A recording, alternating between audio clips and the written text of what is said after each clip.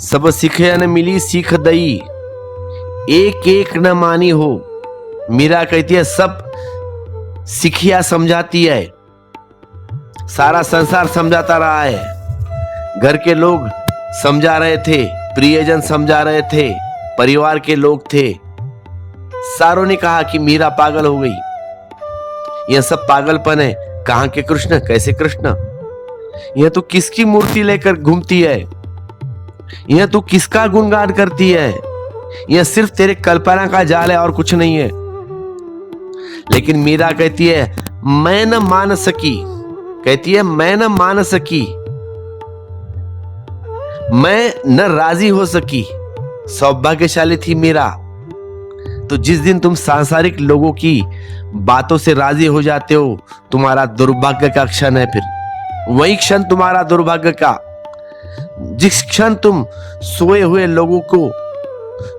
लोगों की बात से राजी नहीं होते, अपोजिट करते हो, तो अहोभाग्य। किसी जागे हुए आदमी के साथ पागल हो जाने में अहोभाग्य है, और सोए हुए लोगों के साथ बड़े समझदार बने रहने में दुर्भाग्य है।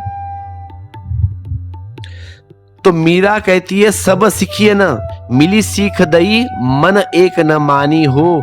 बिना देख कल नाही पड़त, जिय ऐसी ठानी हो।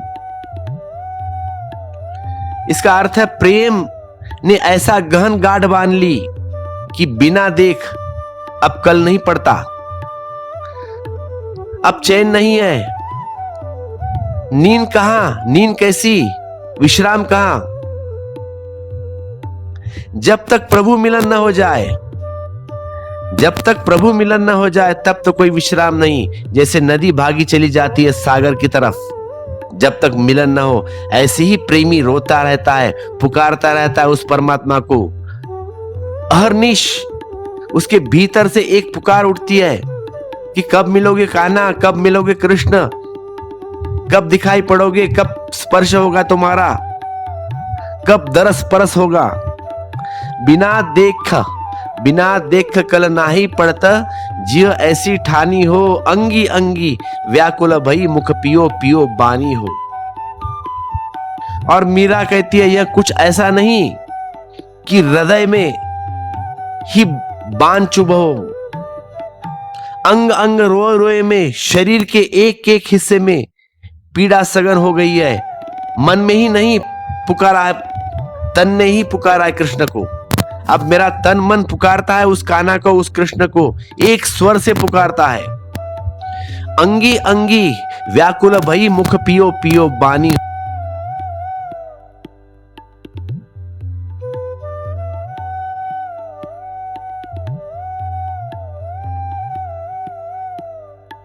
कि मेरे कृष्ण की बोलू तो भी पुकार चली रहती है, बोलू या ना बोलू पुकार तो चलती रहती है। और अंग अंग छिद गया है, अंतर वेदना विरह की वह पीड़ा न जानी हो। मीरा कहती है ऐसी पीड़ा कभी नहीं जानी मैंने, जन्मों जन्म में ऐसी पीड़ा कभी जानी न थी। अंत वेदना विरह की और तरह के बहुत पीड़ाएं जानी थी। कभी सिर में दर्द हुआ था, कभी पैर में दर्द हुआ था, कभी पैर में कांटा चुभा था, मगर अंग अंग कांटों ही कांटों से चुभ गया है। अब अंग अंग आग भी लग रही है। ऐसी विरह अग्नि तो कभी जानी न थी। और यह पीड़ा बड़ी अनूठी है, पीड़ा भी है और मीठी भी है। ऐसी पीड़ा कभी जानी न थी। विरह की पीड़ा में दंश भी होता है और रस भी है, पुकार भी है और धन्यवाद भी है, शिकायत भी है और प्रार्थना भी है, भक्त लड़ता भी है और भगवान से झगड़ता भी है, और सब झगड़ने के बाद उसके चरणों में सिर झुकाकर बैठ जाता है। अंगी अंगी व्याकुल भई। अब मीरा कहती है अंगी अंगी व्याकुल भई, मुख पिय पिय बानी हो। अंतर वेदना विरह की। यह संस्कृत का शब्द वेदना बड़ा अपूर्व है। दुनिया के किसी भाषा में ऐसा कोई शब्द नहीं है। इसके दो अर्थ होते हैं, ज्ञान और दुख। यह उसी मूल धातु से बना है जिससे वेद का अर्थ होता है। ज्ञान, परम ज्ञान, यह अनूठा शब्द है, क्योंकि ज्ञान और दुख का क्या संबंध, कोई तालमेल नहीं मिलता। वेदना और वेद, ज्ञान, और एक से ही दो शब्द का जन्म हुआ है, दोनों का। इसमें बड़ा रहस्य छिपा है। एक ऐसा भी दुख है जिसमें वेद का जन्म होता है, एक ऐसा भी वेदना है जिसमें वेद जन्मता है, एक ऐसी भी पीड़ा है जिसमें से परमात्मा प्रकट होता है। इसलिए एक ही शब्द के दो अर्थ है, दुख और ज्ञान। अंगी अंगी व्याकुल भई अंतर वेदना विरह की, और सारा अंतर वेदना से जल रहा है, विरह की अग्नि से जल रहा है। एक तरफ वेदना, और जैसे जैसे अग्नि प्रगाढ़ होती है वैसे वैसे दूसरी तरफ वेद का जन्म होता है। पीड़ा से आदमी निखरता है, स्वच्छ होता है। पीड़ा से ऐसी घटना घटती है जैसे आग से जब कुंदन बन जाता है, सोना प्योर, सब कचरा चला गया। आग से गुजर कर जैसे सोना शुद्धतम हो गया, शुद्ध हो गया, ऐसे ही विरह की अग्नि से, वेदना से गुजर कर वेद का जन्म होता है, बोध का जन्म होता है, बुद्धत्व का जन्म होता है। अंतर वेदना विरह की, अंगी अंगी व्याकुल भई अंतर वेदना विरह की, और सारा अंतर वेदना से जल रहा है, विरह की अग्नि में जल रहा है।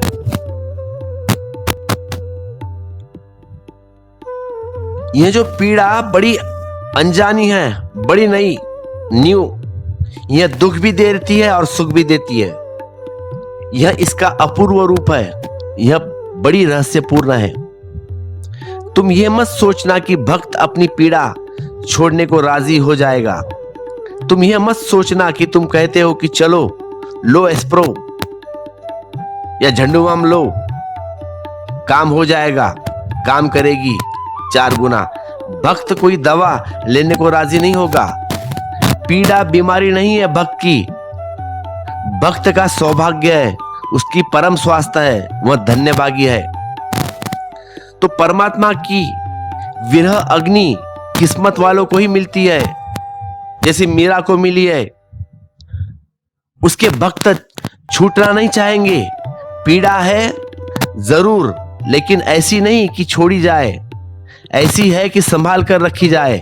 संपदा है तो वेदना भी है और वेद भी है, पीड़ा भी है और मधुर भी है, बड़ी मीठी पीड़ा। यह अनूठी बात है विरह की। संसार में हमने दुख जाना, संसार में हमने सुख भी जाना, लेकिन संसार का सुख थोता है, उथला है, और संसार का दुख भी थोता है और उथला है। संसार में कोई चीज गहरी होती ही नहीं।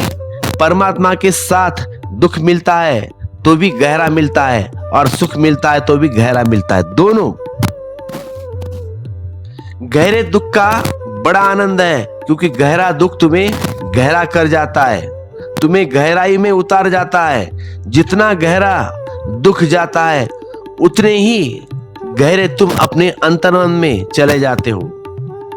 तो दुख कुएं की तरह हो जाता है और तुम अपने गहरे कुएं में उतरने लगते हो, तो अपने से पहचान होने लगते हो।